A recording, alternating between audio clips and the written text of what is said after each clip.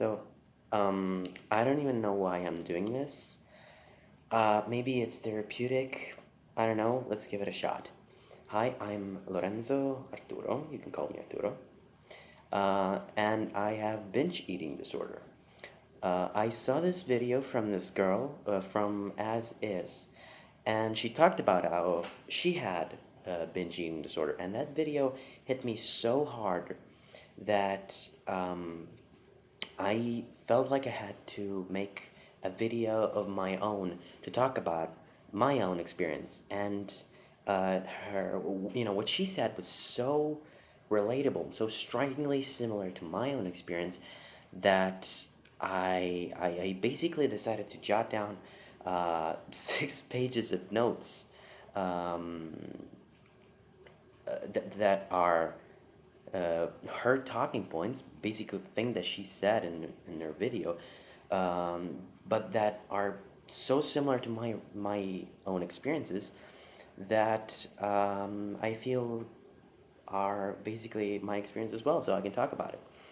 I will repeat myself a lot. That's how I talk. I don't have a script. I have notes. This is actually the second time I'm doing this, but let's give it a shot. So I started binge eating when I was about 10 or 12. I'm 19 now. And I was eating. I was starting eating at night. Not at the beginning. At the beginning, I was just eating a lot, just generally just eating much, more than usual. But after a while, I would just eat a lot, even at night, even in secret, and sometimes when like I would go to like my sister's place or my aunt's place, my grandma's place, I would like sneak into their cabinets and eat their stuff. It's really sketchy, I know, but I would do that. And I ended up last year with a medication is topiramate, which kind of worked. Kind of worked, yeah. I was 126 kilograms, and when I finished, I was about 75, which is a lot. Is admittedly a lot. In like a year. Then I gained some weight and I went up to like 80, normalized around 80. Then this summer, I just took so much more weight. And that's actually the reason why I am on the medication again. I decided to make this video. Decided to watch that video and then make this video. So I'm gonna talk about the experience that I had before for so many years. So I did hate myself so much. Still hate myself so much. I didn't want people to see it. I basically uh, caved myself into my room, my own house. I didn't want to have any sort of meaningful relationship outside of the friends I cared from what middle school and elementary school, and actually had first 3 years in a high school and separate 2 years in a different high school, which I liked a lot better. I made a lot more friends, and it was just a lot more accepting. The first 3 years were very closed in, and actually, I'm gay, so I was in the closet for those first 3 years, and I came out when I was in a new school, and I felt so much better. Um, but that's another story. So yeah, I didn't want people to see me like that, and it's something that it's not it's not just about eating, it's about other things. I am an artist. I draw comics. I'm still school. I'm nothing. I'm no big deal. But I do draw and I'm very anxious about it. I'm not I do not have confidence in what I draw, in what I try. Even though many people tell me, "Hey, you're doing great. You're doing fine. Don't worry. Keep at it." I'm like, "Yeah, it's so not good. It's not great."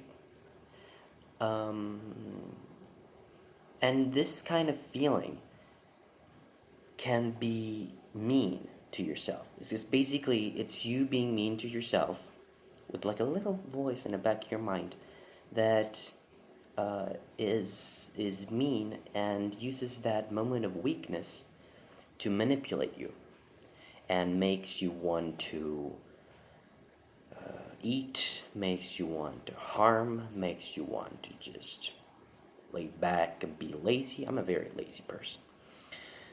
And all those things are harmful, and you don't realize that those things are harmful until it's too late, basically. Until you gained 20 pounds, uh, you until you are at AA, until you have your lungs filled with smoke or drugs. I don't have drug addiction, so I don't know how that works. But I have eating addiction. I can talk about this. She actually posed a funny but interesting question. It's like, so I know that I don't need cannoli in my life to live and survive, and yet again I feel like I need to eat it. Why do I feel like I need cannoli right now?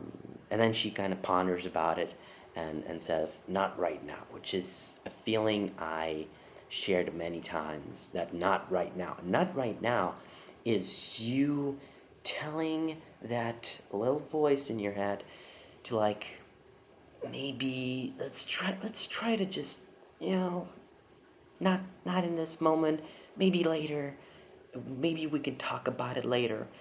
And many times it happens. Many times it ends up winning and you losing, and it feels absolutely bad and it destroys you. And you do it in secret. You avoid people to see it. Um, and there are all sorts of mechanics to avoid the main concept of shame. Because if I learned something with years with binge eating disorder is that there is a great deal of shame involved with it. Shame in the shape of your body, what you eat, how you eat, what you wear, what you do, when you wear, what you wear, when you wear. It's a lot of shame goes on in this, and it's a bitch. It's really a bitch. She also talks about like waiting. Like if you're eating um, like straight up, you're not like you don't have you're not deserving it. But if you're waiting, then oh yeah, you deserve it. Yeah, you deserve it. So you can eat a lot more. Anyway, just some other random talk points. Um, and she's like, in another clip, she's like, at this point, I'd be like 2 to 3 hours knee deep into binging or hating myself. And at this point, oh, self-loathing. And at this point, I crossed it and I said PC. PC being, computer. I think when we are trying to compensate for that, we try to dig ourselves in other things, which are very often just as harmful. And for me, it's computers, it's video games, is whatever it may be. And many times, these activities are accompanied by food, and you don't even realize it. You don't even realize it, because it's always in the back of your it's always in the back of your mind. You know, it's another talking point she had. She's like, when I get dressed for the next day, like, sorry, when I go to sleep and I think about when I get dressed for the next day, I think about the fact that I've eaten a lot, I've eaten too much, I'm not gonna fit, I'm a fat whore. All these things are digging into your mind for a long time, long before you actually have to deal with those things.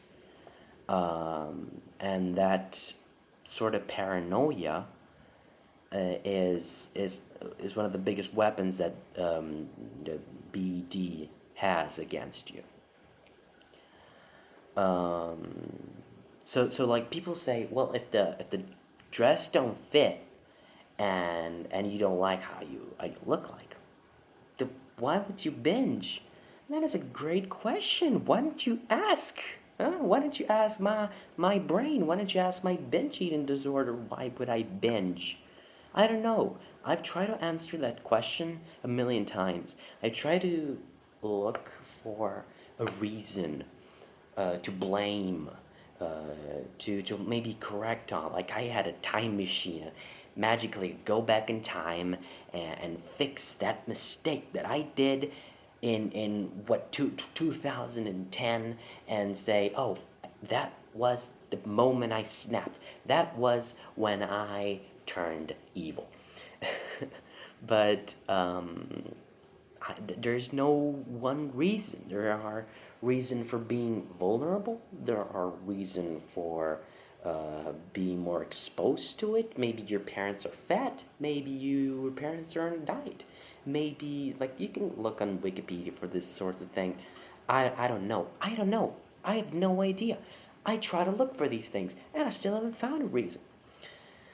Um, and one of the worst things about this, because it and I think I'm not trying to diminish other sorts of disorders or addictions, but when you have food addiction and you're obese, that is a thing you can't hide.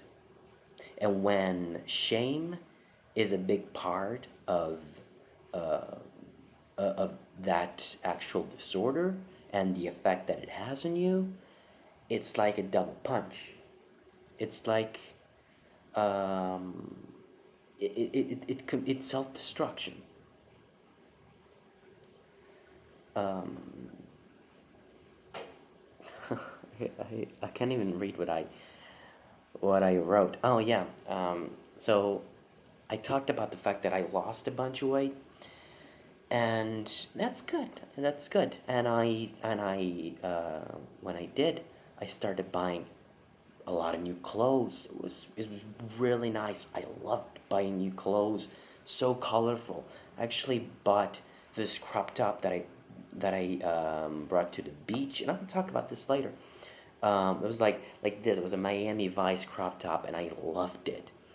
Um, and when I wore these sorts of little tighter things, I was like, well, at least, and I quote basically, at least if I fit into that dress, I'd be like, good. No one saw the part that I'm most ashamed about, uh, because even if I had lost a bunch of weight, even if I was 75, I was still not happy with how I looked. I'm not happy how I look. I will not be happy with how I look. And that is shame, but that is also self-worth. It's and that is probably the root cause. Shame is what is caused by the self-worth, the lack thereof. And basically you feel exposed. As I said, shame is a big a big factor in this disorder. And so yeah, let's talk about the beach. Because in the video she ends up going to Hawaii, and I thought it reminded me how I wanted to go to the beach. This year I went to the beach for the first time in about 4 or 5 years. That I hadn't gone to the beach for 4 or 5 years. It's crazy. I live next to the beach. I'm like 5 miles from the beach. And I know a lot of people are jealous of me for living so close to the beach and not going to the beach as much as I could. Uh, but yeah, she said, oh, I'm going to Hawaii and I'm very nervous about how I'm gonna look in this tight dress that I order, and I thought to the skin suit that I had to wear, or whatever the clothes that I had to wear for the gym, the beach. I'm tired. It's like 1 a.m. right now. The swimsuit. I said skin suit. Yeah, I said skin suit. As I said, it's 1 a.m. when I'm recording this video, and I don't know why I go to sleep so late. It factors in, and it's. I wish I could go to sleep earlier. It's harder to get used to it. But yeah, I had to get in the right mindset for uh, having to wear a swimsuit, having to wear tight, very light clothes, very colorful. They're not dark, so I mean, if this was white, you'd be seeing everything. If this was a little shorter, you'd be seeing everything. And of course I wouldn't want you to see it. Um, and so when I went to the beach, actually, I started out that I was very self-confident. I don't know how I did it, but I was very self-confident, and um, I ended up buying that drop top I told you about, a lot of very colorful clothes, and I went to the beach for a while. Then during the summer, I started gaining some weight, and during the last few times that my family proposed to go to the beach, I started saying no again. I was like, no, I don't want it. No, I want to watch this TV show. No, I want to sleep in. And those excuses, they're just, they're just excuses. The real reason is I am ashamed again. I don't want to go to the beaches. I'm fat again. Um, so yeah, she starts. Oh, that's another one. That's another one. So at this point, she goes to her job, and she starts like uh, she starts having some kind of breakdown, and she cries. And she says she hates that I feel like that she feels like that all the time, and I have to agree. I hate that I have to feel this way all the time. I hate that. It sounded British for all of a sudden. I'm Italian. Forgive me. Um, I hate that I have to feel like that all the time, because it's always in the back of your mind. It's always something that bugs you. It's like you're always being chased by a wasp. No matter what I changed, what I change about, what I change my mind. Sorry. No matter what I do, no matter what I do, I can change my mind about myself. Another very true statement. It's like I'm reviewing it. I'm not reviewing it. Um, I'm sharing it. It's true. No matter what I do, I can't change my mind about myself. as I said, it's always in the back of your mind. I tried therapy, I tried medication, I tried everything I wanted. I had to try, and my parents are they work very closely in the social services area. I don't want to disclose too many aspects of my private life outside of myself, because it's other people. It's at least respect their own privacy. I don't care about mine. Not too much, at least. I like to share. And she says she follows up by, I wish I didn't have such a complicated relation with food. And this is all part of a breakdown that I have to just share as a, and block. It's so compelling. It's just it's me. I wish I didn't have to compare to the people around me all the time. I wish that I didn't have to look at that guy on the street and be like, oh, look how skinny he is.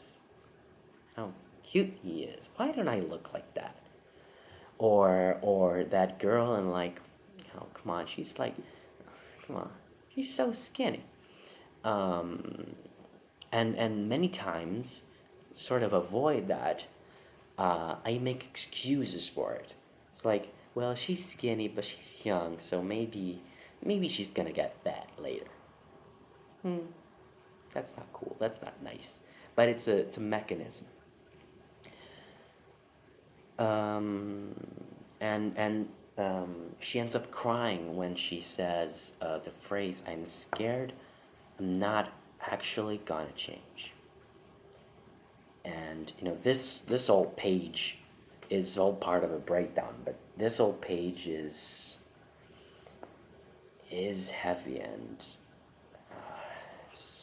I'm sorry if this being boring, just be talking to a camera, not even directly into a camera, because I'm talking straight to my phone. But it's a heavy subject for me. So I've been fighting this for my whole life. So I'm 22 minutes in, so I'm trying to speed this along. So after that, she says, so smaller size and healthier food are not the answer to the cry that she had. The answer is a complete lack of self-worth, and she starts to understand the mechanism behind it. And she gets invited to a party, and she contemplates not going because, well, everybody's gonna look at my arms because my arms are that big, and that's something I faced many, many, many, many times. As I said, the beach, but it's a whole other. There are so many other instances where that happened. Many times I didn't even want to go to school because of that. It was crazy, but it was real, and I didn't want to go to the beach. I didn't want to go to the pool. Of course, if you look like this, do you really wanna? Would you really want to go to a place where you have to take off your shirt, take off your pants, and expose 70% of your body? Like, dude, are you crazy? Are you crazy? No. And so she starts figuring out some kind of a blackboard of ideas, where she starts to figure out things that are important to her, like friends and family and her hobbies and stuff like that. Which is a thing I should do. I think I should hang out with friends a lot more. I should look for someone. A reason I'm single right now is because I never look for anyone. Which is it's counterproductive, because you would think that you're alone. You don't want to be alone. Why would you want to be alone? Just look for someone. There are lots of places where you can look for someone. And yeah, but I mean, if you look like this, would you want this? Would you want this? I mean, there are lots of other people They look way better than this. Have a lot more to offer than this. Would you want this? Mm. And and and I know it's bad, and that um, process leads to you wanting to look better, you thinking that you're not good, you thinking that you are worthless, you thinking that you look like shit, you thinking that um, that your place in the world may be just another drop in the ocean, or drop of water in the ocean, which it doesn't have to be, I guess. I hope so. I don't want it to be, but I guess I'm still too young to tell. Like right now, I'm thinking I should have shaved before making this video, because I guess it shows a bit too much of my neck. But you know what? Let's just be honest with this. I wanted to do this right away before it got too late, and it's also being very long. So yeah, she talks about her vacation to Hawaii. And she says, in the mind of someone with an eating disorder, can honest to God feel like pure hell, referring to going to places that feel like heaven to everyone. Hawaii, going to the beach, going to a party with your friends. They're great. Why wouldn't you want to go to to a party with your friends, or to a beach where you can hang out, playing, play by the beach, play by the sea, play some volley, just do normal stuff. Why would you want to do that? Because, back of your mind. And she actually contemplated not going to Hawaii. She already bought the ticket, so she went anyway. And that's a thing that happens a lot. Contemplating not doing things because you're going to face major anxiety, because you're going to face fear and shame and bullying. That has happened to me more times than I can count. And I don't mean bullying by other people. I mean bullying by myself.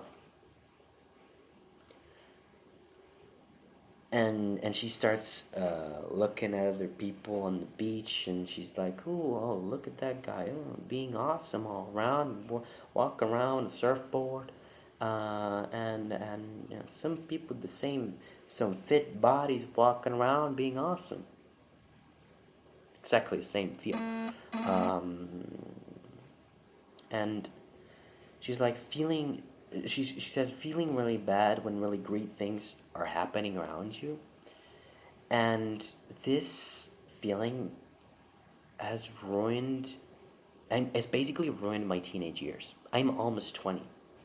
And I feel like I wasted years 12 to 19 because of that. Because I didn't look for a boyfriend, I didn't look for more friends, I didn't look for more opportunities, I didn't look for those things that might have helped along, because I was too busy worrying about what people thought about how I looked. And that's why I'm trying to change right now. I hope that my 20s will be better in this. I don't know even if this. I don't even know if this video is gonna have a follow-up. Possibly, because her video was basically recorded at the end of the journey, recording part of the journey all along, and my video is recorded before the journey even starts. Although it's after a big chunk of it, so it's a little different. So it's a little complicated. So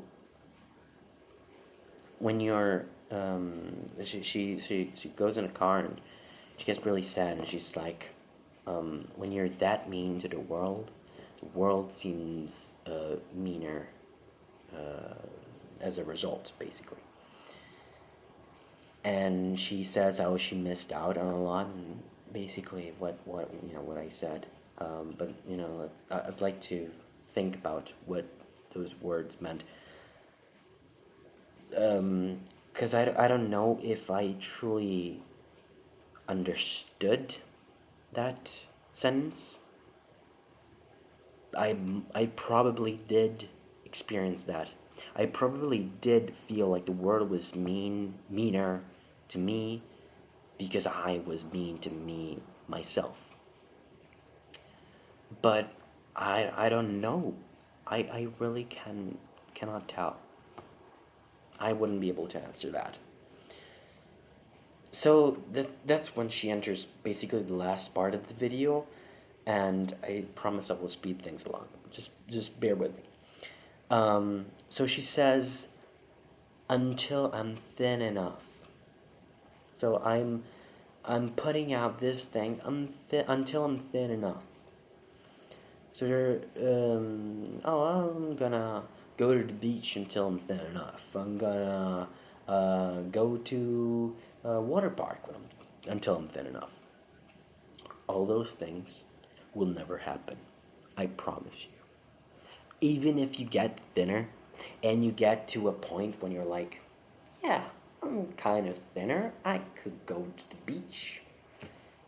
You're never gonna be satisfied. You're never gonna be happy with yourself. You're never gonna truly, truly be like, I'm satisfied with how I look, and now I can stop. A lot of dietitians, a lot of psychologists said, okay, you have to set a goal. What is your goal? What is my goal?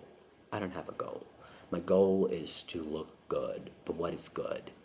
I arrived to 75, 72 kilograms, and that didn't look good.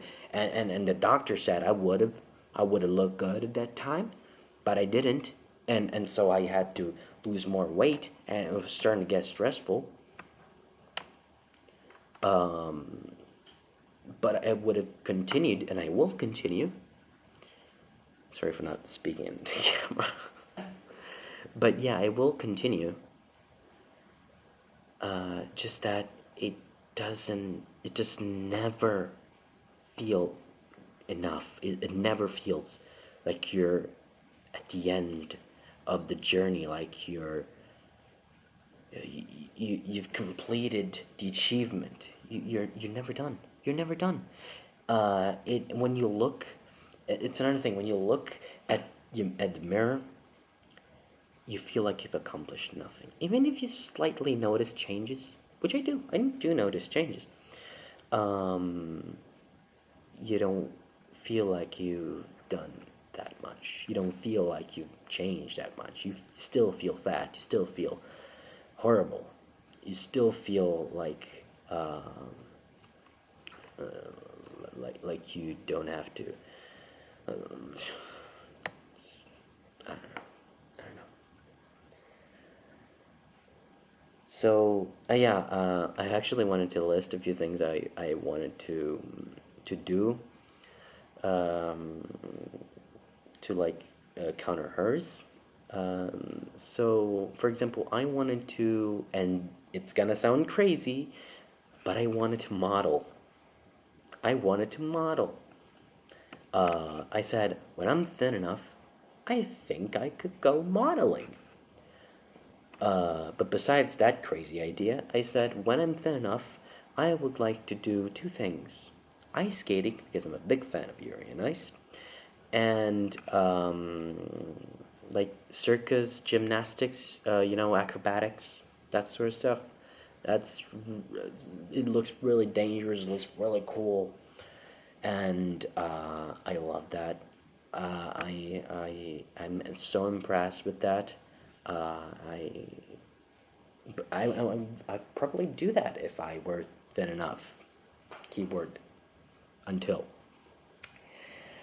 And she says, do things now instead of just waiting for this non-existent level of enough. This level of enough is met. Because it's never going to be met. Because even at my thinnest, I'm still not gonna love myself. And that hit me hard because it's so damn true. I'm never gonna love myself truly for who I am. It doesn't matter how buff I get, how thin I get, how good looking I get. It doesn't matter. I will never get there. I will never get good. I will never reach that.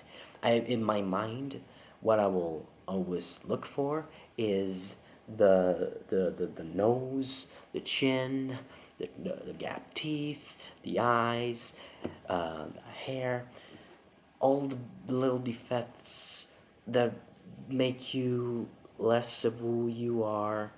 And I feel like I've gone on a tangent on a different topic, but um, body image is very closely related to eating disorder, because of course you're gonna eat a lot. If you're gonna eat a lot, you're gonna get fat.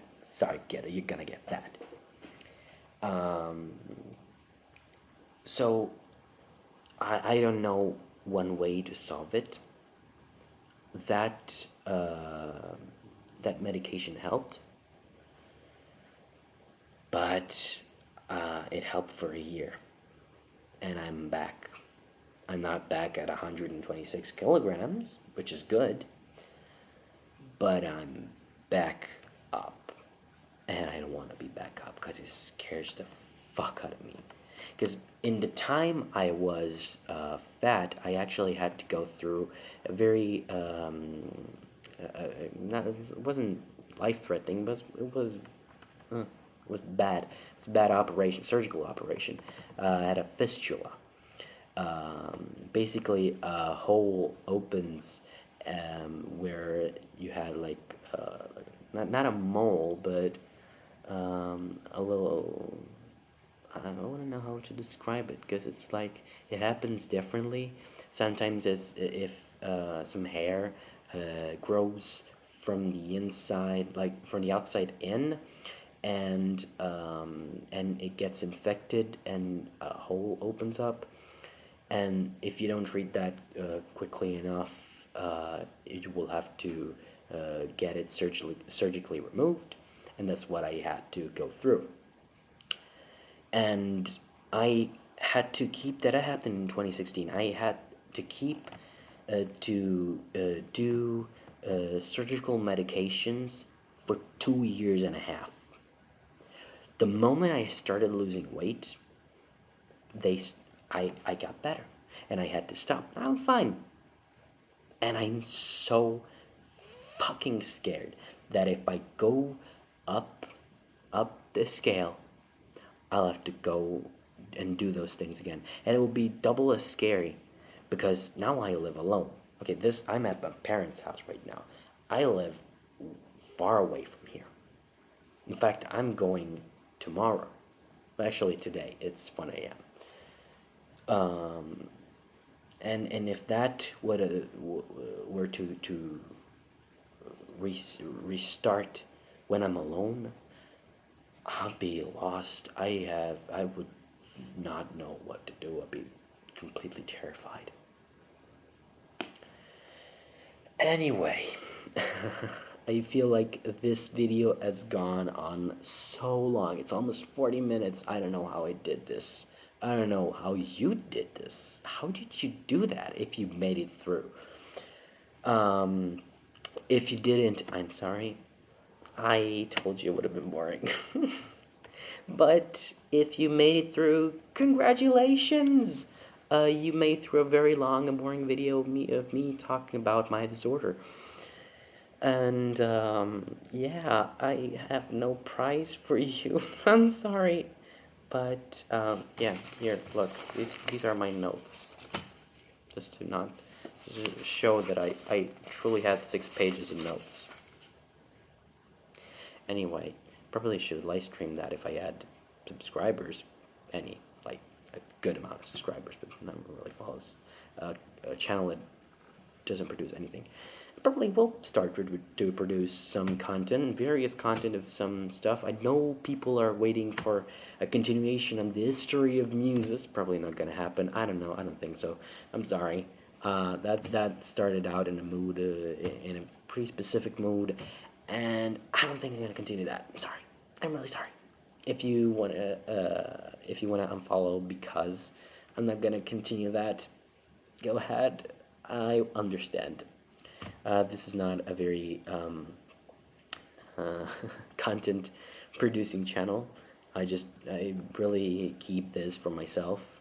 Um, Strangely enough, this video felt like, you know, when back in the day you had those answer videos that would pop out like uh, under the video, like right before the comments, and you have these answer videos so that the creator would see those videos.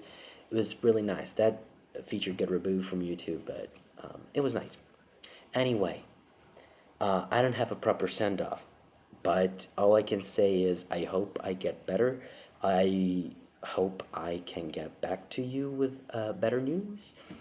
And that is all. I don't know what to say. That is all, folks.